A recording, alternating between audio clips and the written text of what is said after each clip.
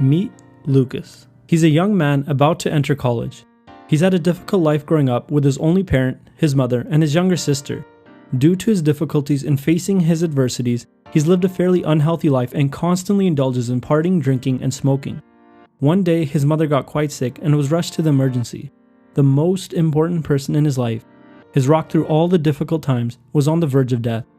She put up a good fight, but unfortunately passed, and Lucas became the man of the house. Not only did he have to take care of himself, but his sister as well. It was summer break, and so Lucas immediately took on a full-time job as a janitor. He had to provide for himself and his younger sister. His only goal was to go to work each day and clean. Day in and day out he went. He took on every opportunity at extra shifts. His discipline in working was unwavering. He used the money to buy himself and his sister some food for dinner every night. He didn't want to tell his friends he was working as a janitor, so when they asked if he wanted to go out in the evenings and party, he decided that he would tell them that he had to tutor his little sister and cook her dinner. Lucas fell into the flow of going to work every day and eventually got used to it. It wasn't a chore for him anymore.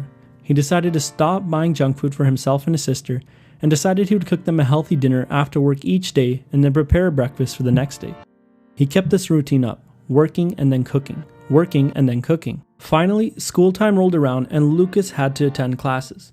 He was juggling a lot at once, so now he rolled his hours back to part-time and had to make sure he attended class every single day so he didn't fall behind.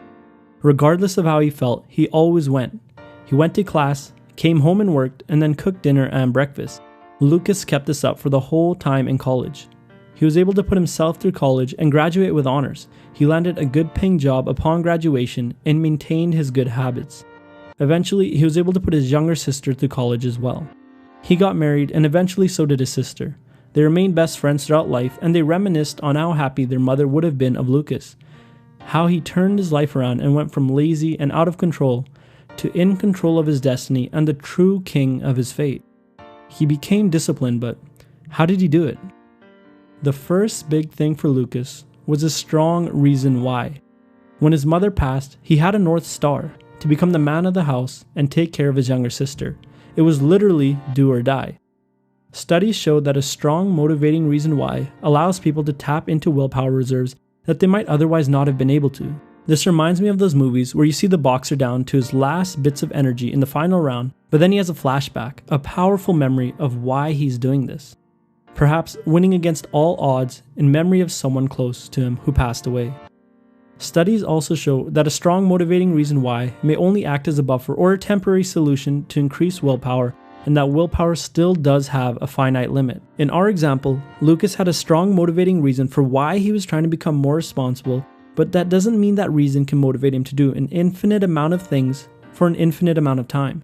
Say he tried to work at a part-time job, take care of his sister, try to get a perfect 4.0 GPA, and learn to play the guitar all at once. It would be difficult, if not impossible, regardless of how strong his motivating reason why was. But in our case, Lucas started by focusing on one task only, which was work. He went to work every day. Once that became a habit, he directed his willpower and self-discipline onto another singular activity, which was cooking, followed by school, and that's the key. To be wise with how we spend our self-discipline and to use it on singular activities and turn them into habits before moving on to another activity. The first habit could have been as simple as drinking water every day or making his bed every morning. When an activity becomes a habit, it drains a lot less willpower. Lucas also faced a dilemma that many people trying to be disciplined encounter: peer pressure. His friends represented a temptation into his old life, an easier life requiring a lot less responsibility.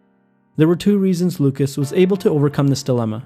He had a strong reason why, and he planned for temptation. In fact, he used a very specific technique known as the if-then technique.